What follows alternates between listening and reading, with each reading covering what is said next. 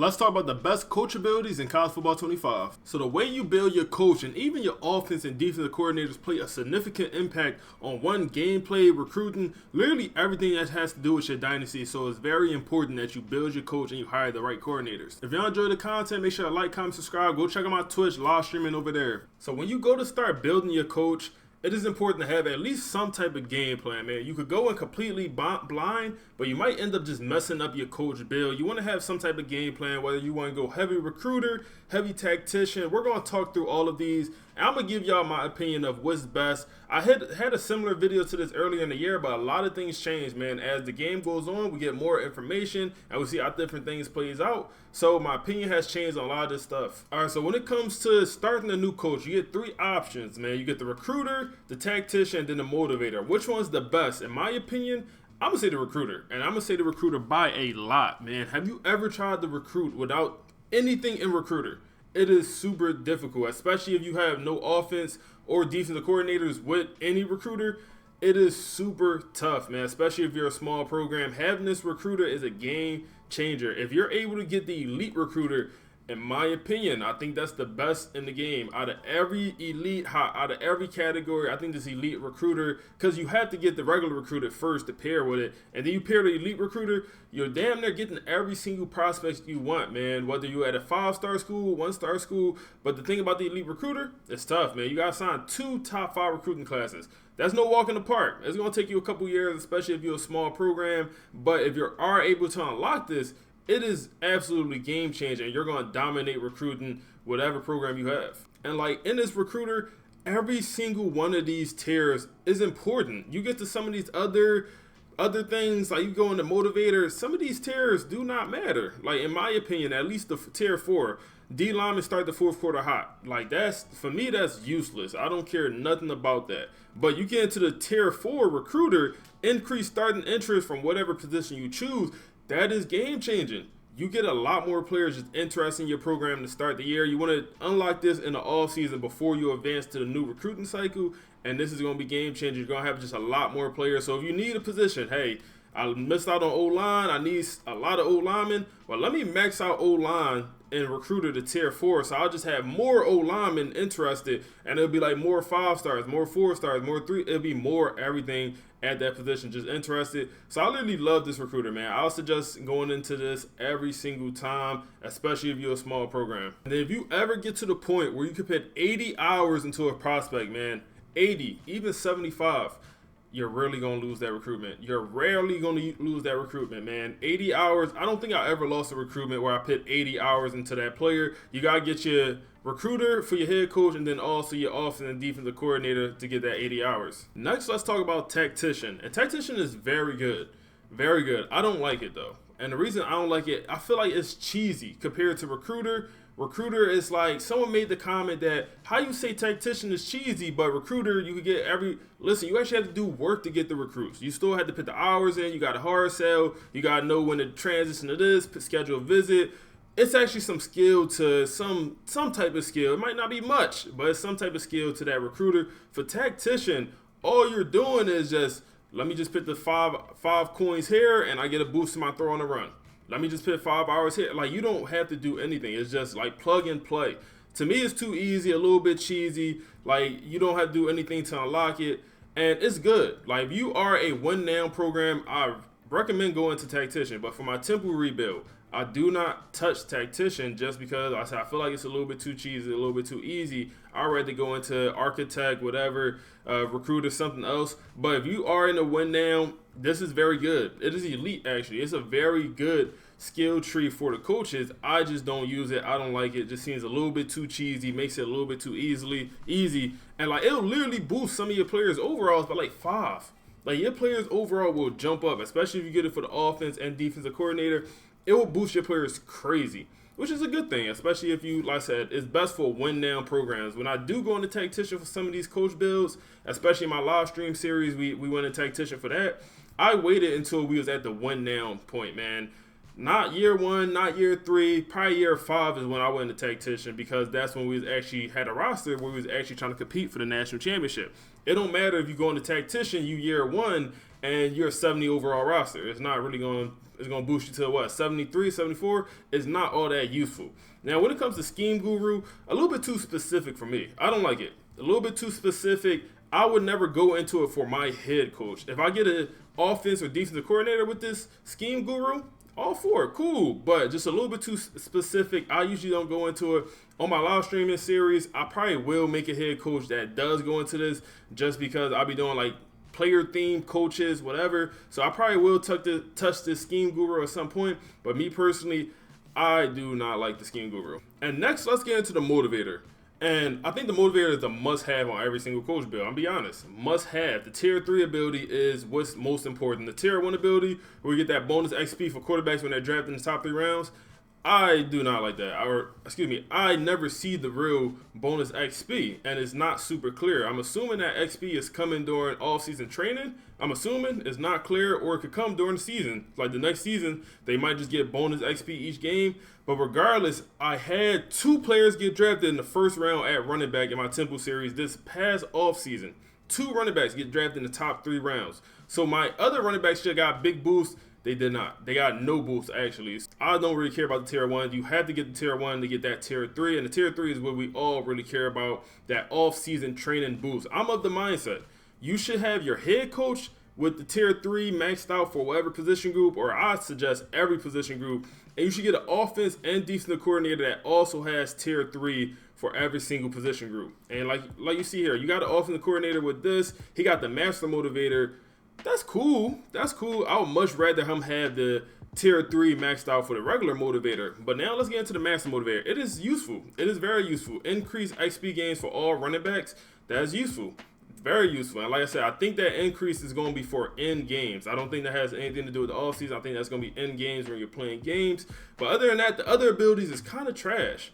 Like running backs recover faster from injury. There's not too many injuries in this game, man. And then also the boost the toughness, stamina, injury. That Tier 2, damn near useless. The Tier 3 for the Master Motivator is what everyone cares about. Even the Tier 4, the composure boost, I don't really care about that. So for that reason, I feel like the Master Motivator is not worth going to, especially because it costs 8. It gets a little bit expensive. If you get an offensive defensive coordinator with the Master Motivator, cool. But I would not suggest going to that thing yourself, man. I want to make sure I read this out at the bottom of the stream. The impact of coach abilities increase if owned by more than one coach. So that's why I'm suggesting getting that Motivator for your head coach, offense, and defensive coordinator, because that off-season training boost is going to be the biggest if you have it for all your coaches. All right, so next let's talk about Strategist, and then you get into, you have to require some things to unlock this. You got to win 4 bowl games, and you have to spend 20 on Tactician and Recruiter for the Strategist ability, and you come in here. This is one of the ones I do not love. I know some people will vouch for the Strategist. It has to do with the visits. I'm not a big visit guy. I would literally go a whole entire series without putting anyone on visits and still recruit successful. Have top 5, number 1 recruiting classes, and never schedule visits. Visits, they can be useful. They can decide, whether you get a big time recruit, a 5-star, but more times than not, visits are not that useful in my opinion. So this whole trait, this whole skill tree is all centered around that. And so for me personally, I don't touch it. And even like the Tier 4, increase you see the dev trait on quarterbacks when they come on visits or whatever position. I want to say it's cool, but it's useless. It don't do nothing for you. Like it's a chance. And then by that point, if you already have a guy on a visit and you see he has a normal development, you're kind of too late. Like you're kind of almost too late to get out. But it is useful. Like I said, if you're a big visit guy, you would probably love this Strategist. It's just not for me. This is one of the ones I would never touch with my head coach. I just wouldn't. I wouldn't touch it with my head coach. If one of my offense or defensive coordinators had it, cool, but I wouldn't touch it with my head coach. Next, we get into the talent developer. The requirement for this is to have 2 players drafted in the first round. And then also you got to spend 25 in Motivator and Recruiter. This one is a little difficult to get, especially that first round, depending on what program you are. It could be tough. It could take like 5-6 years because you might have to recruit a guy, develop him, and then have him actually go to the NFL. So it might actually take 4 to 5 years, depending on what program. But when you do unlock this, I would say this is useful. Now, the Tier 1, quarterbacks, transfers are more interested, whatever position, that position group will be more interested in the transfer portal. I don't love it. I don't love the transfer portal. I think it's not that good. I usually avoid the transfer portal. I dropped a whole video on the transfer portal and why I think you should probably avoid it, especially if you are a solid program. If you're first starting off, first couple years, yes, go touch that transfer portal. But other than that, I don't love the portal. And the fact that you have to unlock this and it's going to take a while, I just don't love the talent developer tier 1. Tier 2 is useful. Interest boost for quarterback recruits when a current quarterback hits the skill cap. Mad specific. I can't lie. Mad specific. But mad specific. Not going to be too many situations where this actually happens. And probably even less situations where you notice it happen. So tier 2, that is what it is. I don't think it's worth the 8 points. But you get to the tier 3, this is where you're actually getting your money at. Lower rated QBs progress faster. My question is, what is lower rated? Someone told me 75 overall or lower. I don't know if that's true. That's what I heard. That's what someone told me. But 75 overall players or lower for this tier 3 will progress faster. And that's what I heard. Now, tier 4 is also useful. Starting quarterbacks or whatever position group will gain XP faster. So that what that tells us is they will get more XP and gain faster. So that's good. That is useful. If you have an elite development quarterback and you also get this tier 4, his overall might jump up crazy if you have a good year with him. So this is a useful ability. I would definitely go into the talent developer if I wanted to. You know, if I planned that out for my coach build, this is something I definitely would consider going to for any coach or any rebuild, whatever. And especially like the O-line. I think the O-line is, you getting the most bang for your buck, man. Because you got 5 starters out there. You get that tier 4 starting O-lineman game XP faster. You probably getting the most bang for your buck with like O-line, maybe even DBs, D-line, somewhere along those lines, maybe a wide receiver. I think you're getting the most bang for your buck with those positions. Now let's talk about the architect. And the architect is very useful also, man. Win 4 rivalry games and then also spend 25 in Motivator, 25 in Tactician. Tier 1, quarterbacks earn additional XP for in-game goals. Useful, but in-game goals is specific. You have to hit an in-game goal, whether it's passing yards, passing touchdowns. You have to hit that in-game goal. Tier 2 is going to be the most useful, one of the best abilities in the whole entire game, and you only need tier 2 to unlock it. And you have to win 4 rivalry games. Depending on what school, you could get that in 2 years, man. You could put all your rivalries on the schedule. Some teams got 5 rivalries, so if you put all of them on the schedule, you could potentially get this in 1 year, 2 years, whatever. So this actually architect is not that difficult to unlock. And then also you only have to get to tier 2 to get pretty much one of the best coach abilities in the whole game. And what it is, chance to increase a random skill cap when leveling up. Super useful. I love this, especially for like wide receivers and tight ends, because these are positions that usually have a lot of skill caps. Wide receivers and tight end is pretty useful to use it for. Also like D-line, linebackers, you probably don't have to worry about it for D-backs too much, but it's useful at some positions. Also quarterback could be useful. O-line, they usually don't reach their full potential, so you might not need to worry about it for those positions. But even the tier 3 where O-line earn XP bonus for every 3-game winning streak.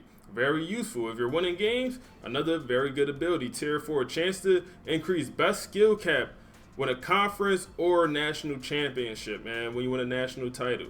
Also useful, a little bit more difficult to unlock. I would suggest getting the tier 2 for, like I said, most of these position groups. I probably wouldn't go to the tier 3, tier 4, depends, but I'll definitely advocate for that tier 2. Now you get into the program builder.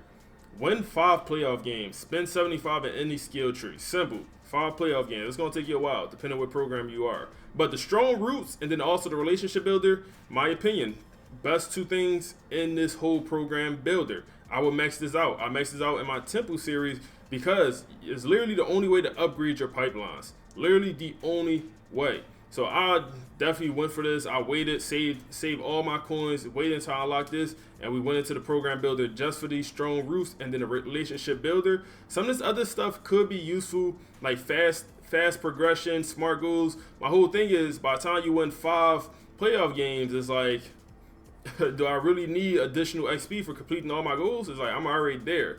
And some of this other stuff when it comes to job security, not super useful. Like players within the top 3 rounds, less likely to go pro. That's cool. Players are less likely to transfer. That's cool. Not super useful because players don't transfer usually once you start winning anyway. And when you have to unlock this by winning 5 playoff games, you probably don't even have to worry about that aspect whatsoever. One thing to also note, you cannot get an offense or defensive coordinator with program builder or CEO. That's only for the head coach. Now you get into the CEO, and this also has some useful stuff in here. You have to win 2 national championships. This is a big dog. It's not that easy to unlock. Spend 100 in any skill tree also.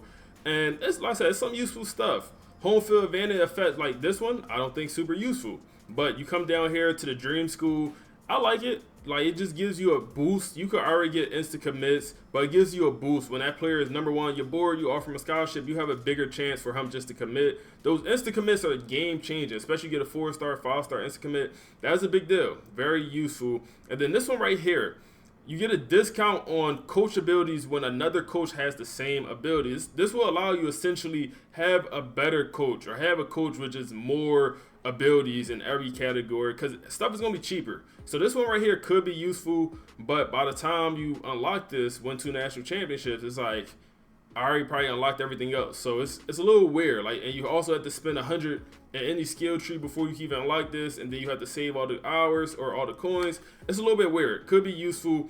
This one right here is probably my favorite in the CEO though. Increase all skill group caps by 1 for rising seniors. I love this.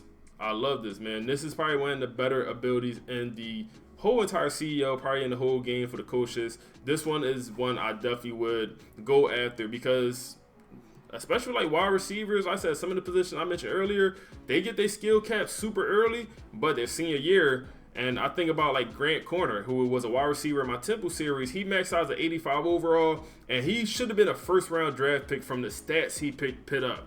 But he was maxed out with a skill cap. If we had this ability, he would have got skill caps unlocked, and he would have been a much higher overall, and he probably would have got drafted. But because I said he only maxed out at 85, he didn't get drafted. We would have had this ability, he would have got drafted and became a better player, especially that senior year. So some stuff in here is useful. Some stuff, I don't really care all that much for. But when y'all building y'all head coach, make sure y'all understand what y'all want to do with it, and then also what coordinators and defense offense coordinators will complement your head coach. If you press R3 on PS5, you're kind of able to see this graph here that sees, like, it tells you what your coordinators are good at, man. And like I said, I suggest going like super recruiter, also heavy into the motivator. I usually don't touch the tactician. I probably go into architect for, my coach, and then my offensive defensive coordinator, I might go super recruiter. They might have architect, and they also might have motivator, or I might get a tactician. Like, there's so many different ways to do it. Just make sure you're getting coaches that pretty much complement what you want to do in your series. As your coach level up, you're able to hire better coaches with higher level that has more abilities unlocked. So that's all I got for y'all today. If y'all enjoyed the video, make sure to like, comment, subscribe. Go over to my Twitch, drop a follow over there, and click the video on the screen now for my temple rebuild.